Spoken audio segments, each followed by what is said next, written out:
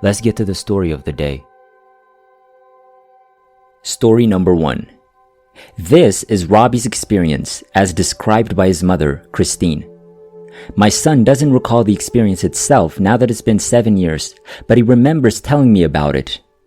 He'd been airlifted after collapsing at another hospital. His organs were shutting down one by one, causing the next to fail. The organism that caused the harm was not detected, but other testing ruled out every type of sickness from meningitis to Lyme disease. The CDC specialists ruled out everything but toxic shock syndrome, which they could not confirm. This condition was formerly thought to only affect women who use tampons, but it has recently been found to be caught in other ways, such as open wounds and untreated strep throat, as toxic shock is caused by strep bacteria. After much deliberation, the physicians and I agreed to put Robbie on an EKMO. I'm not sure what the initials stand for, but basically it's a machine that takes blood from your body into the machine, oxygenates it, nitrifies it, and then pumps the blood back into your body. It replaces the lungs in the sense that your lungs oxygenate your blood when you breathe, and the heart in the sense that your heart pumps blood into all the veins, organs, and locations where blood is required. According to my understanding, the machine replaces all organs by performing all of their functions. However, the heart does not beat and the lungs do not breathe on this machine. The only thing that is alive in your body is the blood, which keeps everything else inert. I had a vision the night before the conference addressing this possibility. Therefore, I didn't want detailed details about the machine when we really had the meeting. All I cared about was that my baby was okay, and God had promised me that in that vision the night before. So I told the physicians to use their best judgment on the details because it wouldn't change the outcome. They told me that none of his organs would function while he was on the machine and that he would be brain dead, as he had been for some time. He'd been in a coma for 2 months at this point. They estimated that his odds of returning with organs that could function on their own were fewer than 20%. That once the organs have stopped working on their own for an extended period of time, it is extremely difficult to get them to work again. They also warned me that if he did emerge from this machine, his odds of ever being normal were slim and that he might have an irreversible physical or mental impairment. There were extremely few reports of humans escaping from this machine alive, let alone in a normal state. The machine was new at the time, and there had not been enough use of it to provide statistics. They claimed that based on the limited data available, children appear to have fared better than adults. I recall them telling me that it hadn't been tested on many adults yet, or that the results were negative.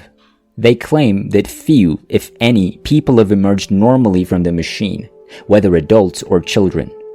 All of this information was too much for me to process, and it was bothering me since it felt fruitless and a waste of my time since I had my vision. So I refused to let them explain it to me any further. Even though I'm very interested in it now, it's some of the many miracles my kid was blessed with. These were the difficulties God brought him out of. I told the physicians that I would sign whatever they wanted, that they could use their own discretion, and that he would be fine either way. I granted my okay, and he was placed on the machine for 7 or 9 days. The procedure to attach the machine to the body is perilous in and of itself.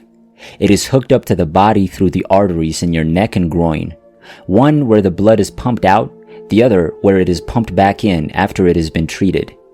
After that, everything went exactly as planned, and he awoke from his coma approximately a week after the equipment was withdrawn, which I understand is equally as risky as hooking up the machine. He was awake enough a week later to tell me what he saw. He had no idea how to convey his experience, so I tried to comprehend it in his child's words.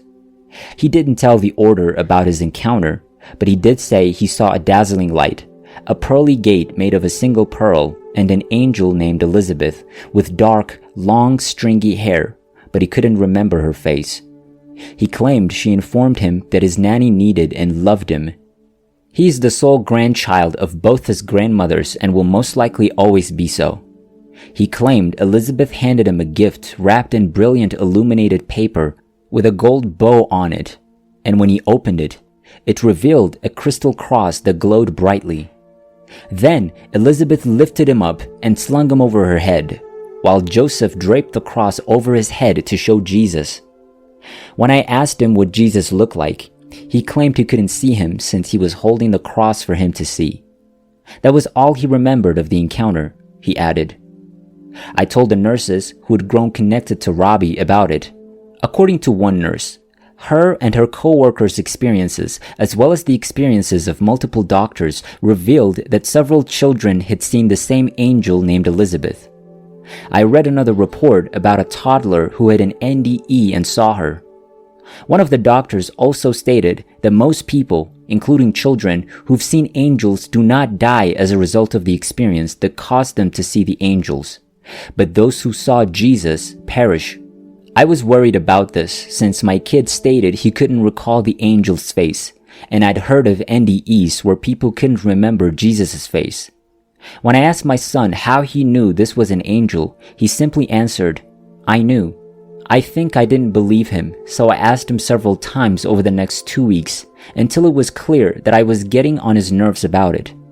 He told me several times, "Because I know, Mommy. Understand?"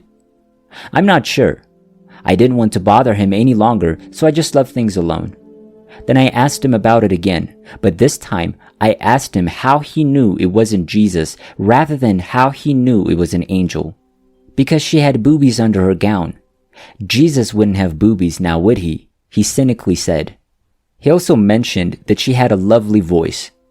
I'm sure he went through more than he was able to tell me at the time. And now that he can better describe the circumstances, he claims he doesn't remember anything. I bring it up occasionally, but I let him decide whether or not to discuss it. I hope my prodding back then didn't cause him to clam up about it. He doesn't seem comfortable when it's brought up, so perhaps he doesn't recall at all. If that's the case, I hope he eventually does. Please let me know if you have any information on this angel named Elizabeth, or any studies on the differing consequences of Jesus NDEs, angel NDEs, or the EKMO. Thank you so much, and may God bless you. Story 2. My first awareness was of opening my eyes when I was lying on the table. The light was the brightest white light I'd ever seen. I figured it was a surgery light, but it was so brilliant that I couldn't see anything else. Nonetheless, the brightness caused no pain in my eyes. I kept my eyes open despite the fact that all I could see was light. I heard voices, one of which was female. She was clearly in a hurry, contacting a doctor on my left side of the head. She was telling him to hurry because we're losing him. I could definitely hear the doctor telling him to hurry as fast as he could. He was not there yet, he kept saying. This went on for almost a minute before the nurse announced that I was leaving. The veins are too flat. I cannot open them, the doctor explained. I recall saying aloud, "Don't worry. Take your time. I do not hurt," since his voice sounded panicked. He didn't appear to notice what I was saying. "It's so flat. It won't open," he kept saying. I didn't feel any pain or pressure, just the light and the stress in their voices, but I felt quite calm. My wife was able to tell me what happened when I woke up 2 days later. The night before the incident, I had vomited large amounts of old, dark red blood. My wife could tell I was sick in the morning, even though I refused to confess it. I refused to go to the doctor's office until my elder son promised to physically take me there. We drove to the doctor's office and walked in. All previous occurrences are only vaguely remembered by me. My wife claims that I passed out right outside the door and was taken to an examination room. They started IV fluids and contacted 911 since I had no pulse or blood pressure. She was not permitted to accompany me to the hospital. She said the doctors would come out every hour or so and tell her I was critically ill, had major blood loss internally, and was in irreversible shock, but that as long as I was alive, they would try different treatments. This is where I discovered that the doctor I'd heard about was a vascular surgeon attempting to access my carotid vein in order to insert a PICC line. It was to begin with massive amounts of fluids, and the ideal location was the neck carotid vein. That began with 4 bags of fluids, about which she was unsure. The room was a cutting-edge critical care unit where I could be operated on as well as receive other treatments. She was only permitted in for brief periods for 2 days, and it took me a while to realize I'd been there for 4 days. I told her what I had seen, heard, and felt. She stated that it was impossible since my eyelids were taped shut and couldn't speak because I was intubated. There was no such light in the room. I asked if I had undergone neck surgery, and this is how I found out what they needed to do. Because I was losing so much blood, my extremities' veins were closing in order to keep blood in my brain. My neck veins were so constricted that it took the surgeon about 30 minutes to open my neck and carotid arteries and allow fluids to flow. The breathing tube was removed on the 3rd day, and I was weaned off the respirator. I couldn't talk as I recalled since the tube was blocking my voice cords. They conducted numerous tests throughout the first 2 days. On the 7th day, I was told that I must have fallen and struck an object, bruising the lower tip of my heart and causing the lower lobe of my liver to hemorrhage. The blood pooled and flowed into my stomach, causing me to puke. The PICC line was removed from my neck the day I was discharged. Then I saw it. It was about a foot long and was placed squarely in my heart. While my health has not improved significantly, I am currently being tested for melisma.